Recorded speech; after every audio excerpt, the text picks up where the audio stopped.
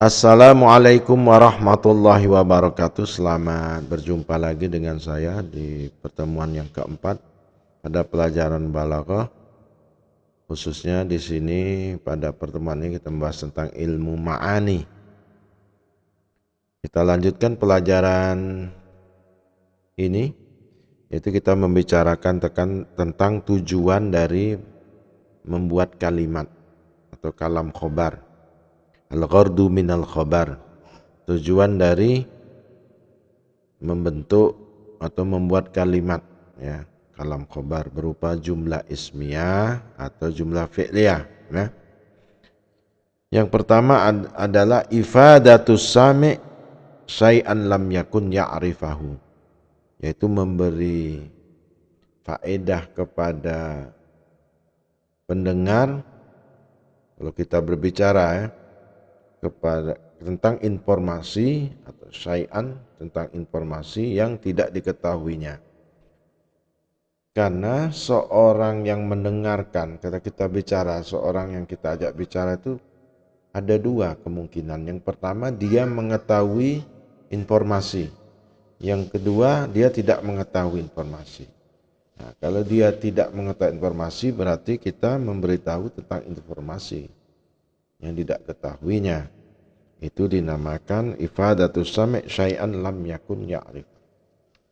Kedua, ifadatus sami'i annal mutakallima alimun bil khabar. Dia yang kedua adalah memberitahu kepada pendengar bahwa si mutakallim, orang yang berbicara itu mengetahui, ya, bahwa yang berbicara itu tahu tentang informasi itu. Jelas, ya? Kemungkinannya, saya ulangi lagi, secara psikologis ketika kita berbicara, orang yang mendengar itu pertama dia tidak mengetahui informasi yang kita bicarakan. Berarti fungsi yang pertama kita itu, ya, yaitu memberitahu kepada pendengar bahwa dia tidak mengetahui informasi. Yang kedua, si pendengar ini tahu. Kemudian tujuannya apa? Tujuannya kita memberitahu bahwa kita tahu tentang informasi itu, bahwa mutakalim mengetahuinya. Contoh pertama,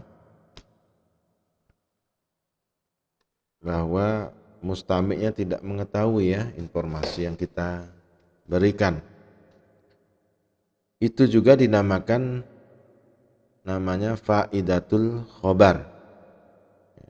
Wa yusamma hadzal naw'u minal khobar faidatul khobar. Faidatul khobar, ya. Faidatul khobar. Contohnya, taqulu li talibin la ya'lamu syai'an 'anis sirati. Engkau berbicara kepada seorang murid yang tidak mengetahui informasi tentang sejarah Nabi, ya. Contohnya di sini dicontohkan mata Muhammadun sallallahu alaihi wasallam walahu minal umri arba'un wasittuna sanatan. Nabi meninggal, Nabi Muhammad meninggal, beliau umurnya yaitu 64 tahun. Waqad mata abna'uhu kulluhum fi hayatihi illa Fatimata faqad asyat sittata asyhurin ba'dahu. Semua anak beliau itu meninggal semua ketika beliau masih hidup, kecuali yang masih hidup Fatimah. Umurnya Fatimah, beliau meninggal.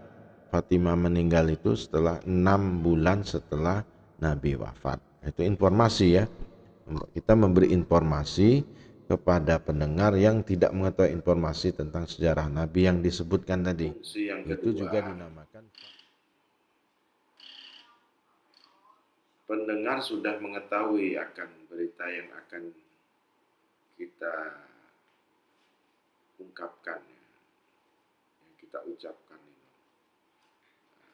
Kemudian fungsinya apa? Faedahnya. Itu memberitahu bahwa mutakalim yang berbicara itu tahu akan informasi itu. Contohnya, di sini dicontohkan wa taqulu li talibin zarahu abuhu fil madrasah. Engkau ngobrol, berbicara dengan seorang murid yang ayahnya mengunjunginya di madrasah, di sekolah. Kalimatnya begini, ja'abuka li ziyaratika. Ayahmu datang untuk mengunjungi kamu. Ini kan jelas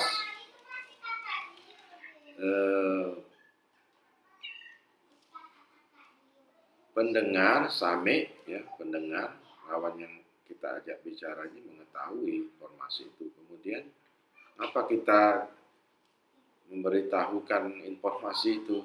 Ya, tujuannya untuk memberitahu kita mutakalim itu mengetahui informasi itu. Nah, itu jelas ya. Itu dinamakan juga istilahnya lazimul faedah. Sudah jelas ya. Untuk memudahkan pembahasan kita ini, mari kita nazamkan. Saya ulangi, al-hukm. Untuk memudahkan nazamnya, mari kita bernyanyi atau bernazam ya.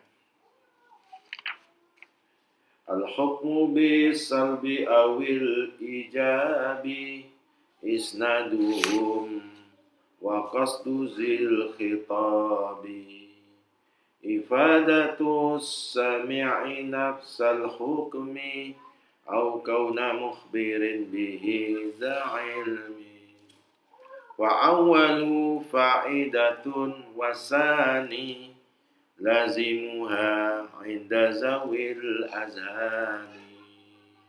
Assalamualaikum warahmatullahi wabarakatuh.